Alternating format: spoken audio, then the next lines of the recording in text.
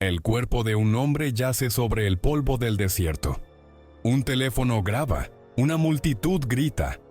El rostro que durante décadas simbolizó desafío y soberanía, ahora es solo silencio y arena. Muammar Gaddafi, el líder que convirtió un país pobre en el más próspero de África, muere bajo la mirada de aquellos que lo habían saludado como aliado y luego lo marcaron como enemigo. El mundo observa, dividido entre el alivio y la culpa. ¿Quién fue realmente aquel coronel que soñó con una África libre del dólar, del petróleo extranjero y de la tutela europea? ¿Un tirano cegado por el poder? ¿O el último líder que se atrevió a desafiar el orden impuesto por Occidente? En él convivían la disciplina del soldado y la obstinación del visionario. Su figura era un espejo de contradicciones, reformista y dictador, modernizador y opresor. Nació de la nada, en una tienda beduina sin electricidad, y llegó a gobernar un territorio inmenso rico en petróleo. Desde el principio su vida fue una batalla contra los límites. Creyó que la dignidad no se pedía, se imponía, y esa creencia lo enfrentó con los imperios más poderosos del planeta. Cuando los demás callaban, él hablaba. Cuando los demás obedecían, él desafiaba. Pero el mundo no perdona a quien rompe las reglas del poder. Estados Unidos y Europa veían en él una amenaza que no podían controlar. Su idea de un dinar africano respaldado en oro, su plan para unir el continente bajo una sola voz y su negativa a depender del Fondo Monetario encendieron las alarmas de las potencias. Aquel líder que un día fue recibido con honores comenzó a ser tratado como un enemigo del orden global. Y sin embargo, antes de su final, el coronel había logrado algo impensable: que millones de africanos levantaran la cabeza y soñaran con independencia verdadera. La historia que estás por escuchar no es solo la de un hombre, sino la de un continente que quiso decidir su propio destino. Si esta historia ya te está atrapando, quédate hasta el final, porque lo que viene te va a dejar sin aliento.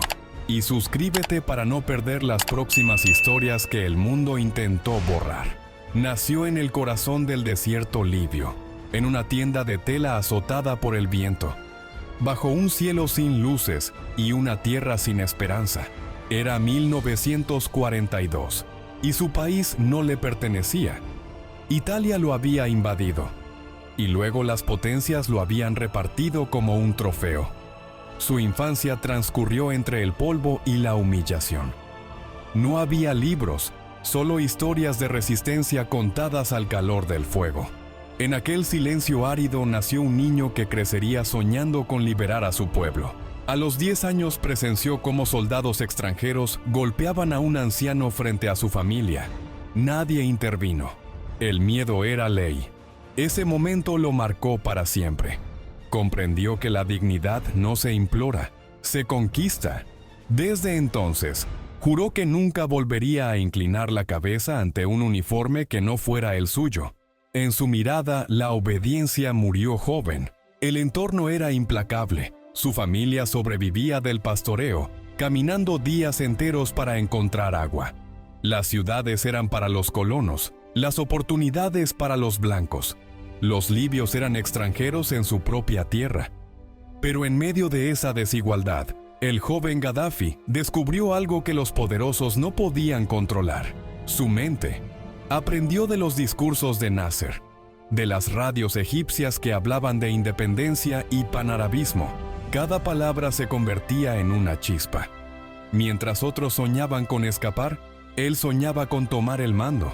Observaba a los oficiales coloniales con una mezcla de desprecio y fascinación.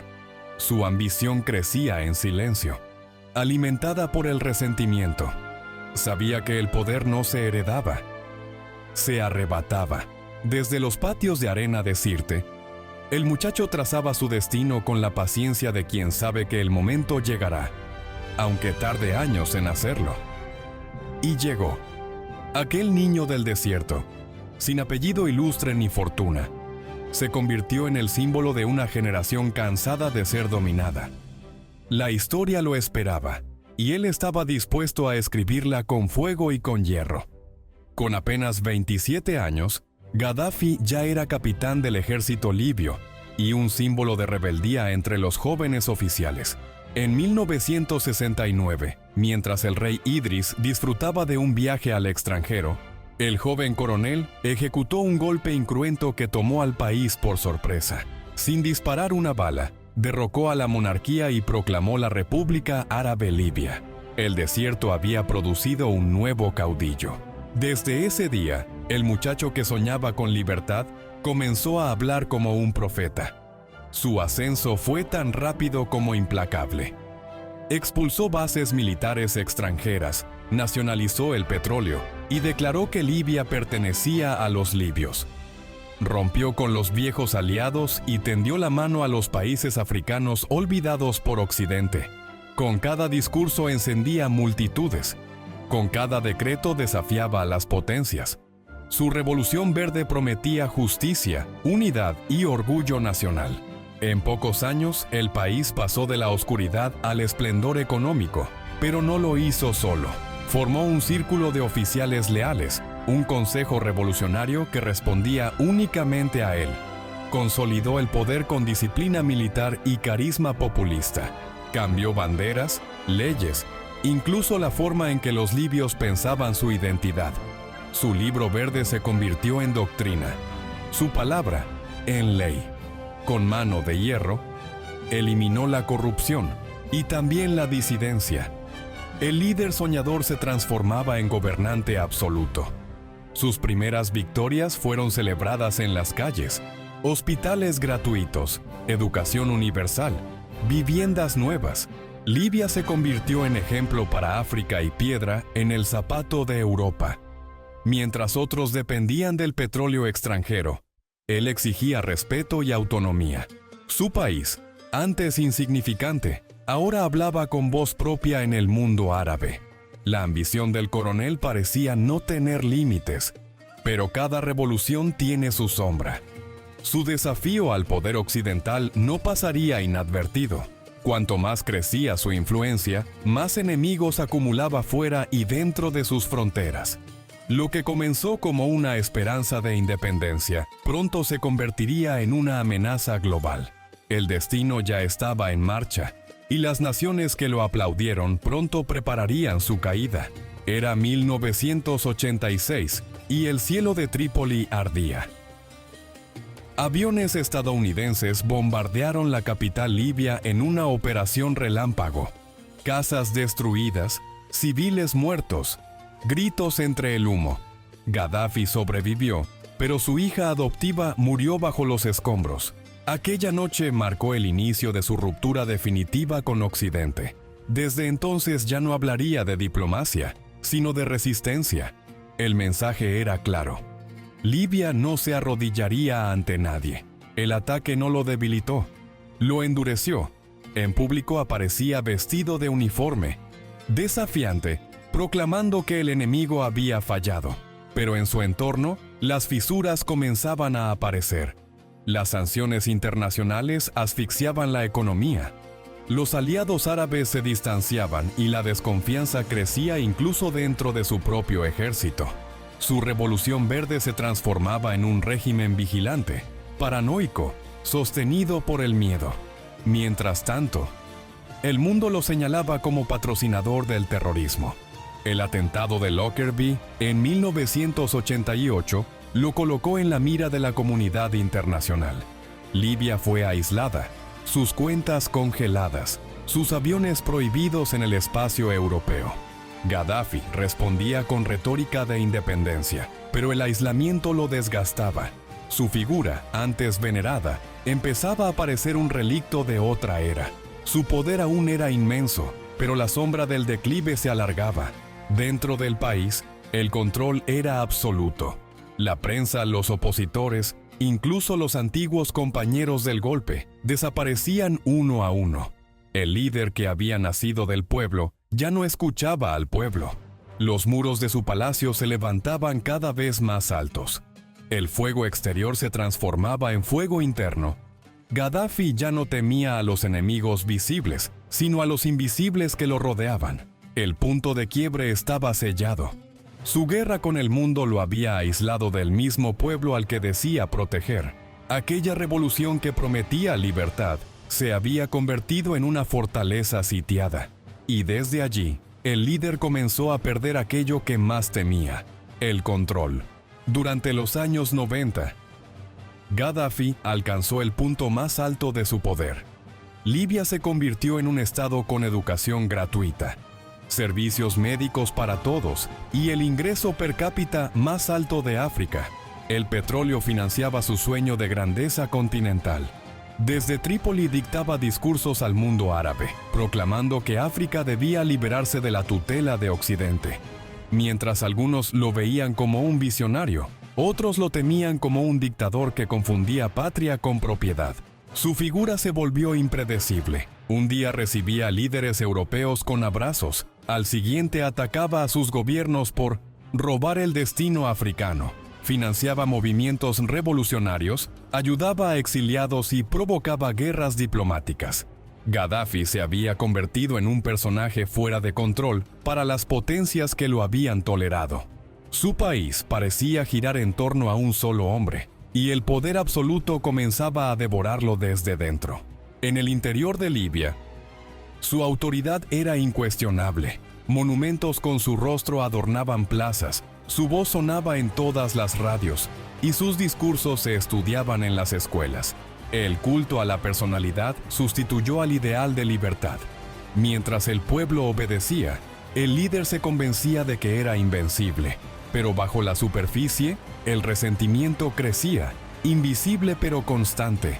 Su grandeza se sostenía sobre un silencio forzado. El aislamiento internacional lo empujó a reconciliarse temporalmente con Occidente. Pagó indemnizaciones, firmó acuerdos y permitió la entrada de empresas extranjeras. Durante un tiempo volvió a ser recibido en cumbres y fotografiado junto a presidentes. Pero aquella tregua era frágil. Las potencias no olvidaban que seguía controlando las mayores reservas de petróleo de África y que aún soñaba con un continente unido bajo una moneda de oro. En 2011, cuando las revueltas árabes comenzaron a derribar gobiernos, su mundo se tambaleó. La historia que él había intentado escribir con puño de hierro se volvió contra él. Las mismas potencias que lo habían abrazado ahora exigían su salida, y así, el líder que se creía eterno empezó a oír el eco de su propia caída. La tormenta que había intentado evitar finalmente estalla. En 2011, las llamas de la llamada Primavera Árabe alcanzan a Libia. Ciudades enteras se levantan en protesta. Los antiguos aliados desertan y los cielos vuelven a llenarse de aviones extranjeros.